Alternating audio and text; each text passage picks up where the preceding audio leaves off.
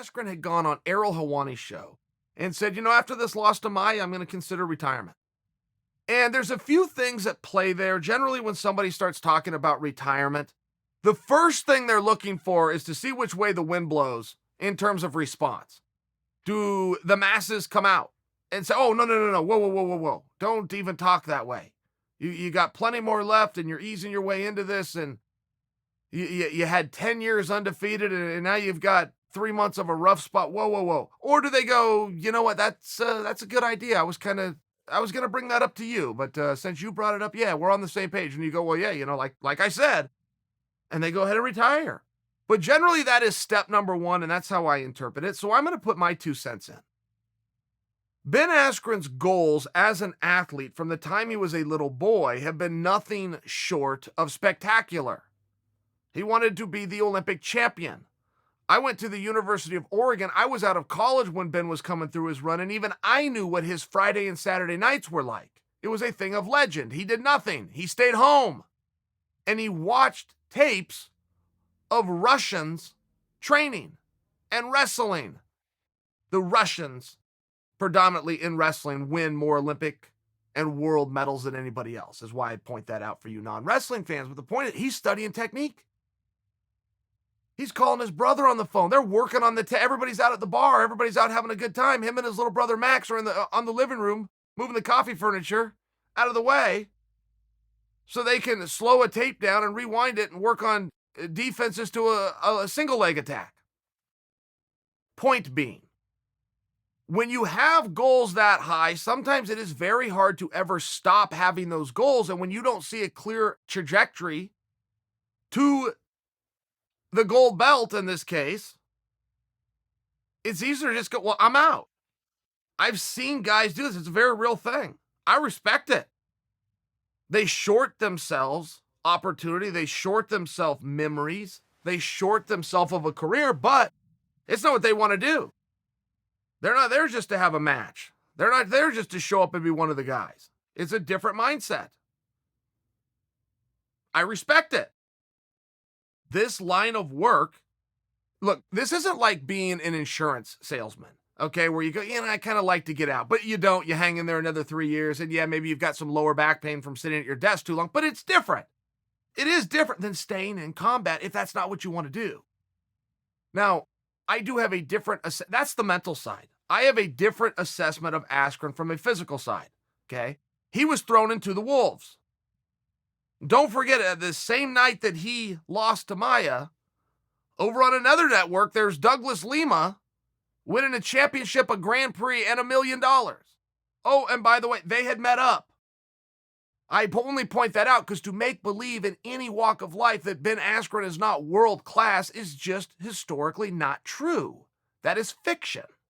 That is hater talk, and you get to do that as a fan. I wouldn't correct you if you did do it. It's part of being a fan. You buy the ticket, you could cheer or boo, you do anything you want. I will just share with you that it would still not be accurate.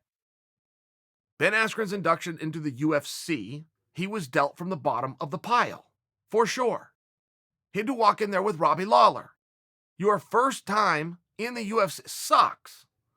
Your first time in Bellator, your first time in one, it's not unique just to the UFC. Your first time in a new organization, ask Eddie Alvarez. It's a rough one.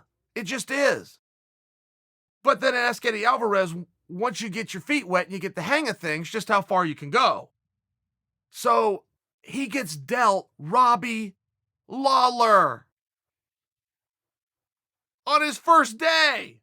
The former champion, the number 5 ranked guy in the world. That's Robbie Lawler standing across from him on his first day at work. How many of you on your first day at work want to go fight Robbie Lawler? I think you could at least relate to that. Your first day in the office, there's the Lawler's not wearing a t-shirt and has a mouthpiece in. You go, what's going on here? Okay. Well, he found a way through that one. His second day, I think you have to throw that out in fairness, don't you? Can we all at least agree that just take that off the board? Good for Masvidal, but not bad for whoever the opponent would be. That shot would have knocked out a donkey. Nobody could take that shot. And it landed right on the face. Okay, take that one off the board. Oh, by the way, the guy who happened to throw the shot, Masvidal, is getting ready to headline Madison Square Garden. So, once again, not as though anybody did him any favors. And then he ends up there with Maia. That's just a hard fight. Ask me. I've been in there with Maia. Ask Anderson Silva. He's been in there with Maia. Ask Tyron Woodley. He's been in there with Maia. That's just a hard night out. No way around it. And by the way, it was a really great fight. I mean, it was a really, really good, crazy, scrambling, heart rate up, sweat dripping fight. So to look at yourself from a physical standpoint, in there with those three trained world-class killers, getting a mixed result, in fairness. Won the first one. I'm throwing the second one out. Lost the third. I mean, it's a pretty mixed bag. And to think that physically it's time to go is inaccurate by Ben. That would be inaccurate. Mentally, if you want to go do something else, Ben's got a lot of options. He's a very busy guy. He does not sleep very much. He got his hand in stuff you guys don't even know about. He's involved in cryptocurrency and Litecoin. I mean, Ben's doing stuff that you don't even know about. Coaches. Not only a kids club, he coaches college guys with a world and Olympic dreams. I mean, he's busy. Oh, and by the way, gets his own training and has a fight career going. I mean, he's got options. Physically, if he wants to go on, yeah. And I don't even really know there's a whole lot to work on. I think he could show up the same as he showed up Saturday.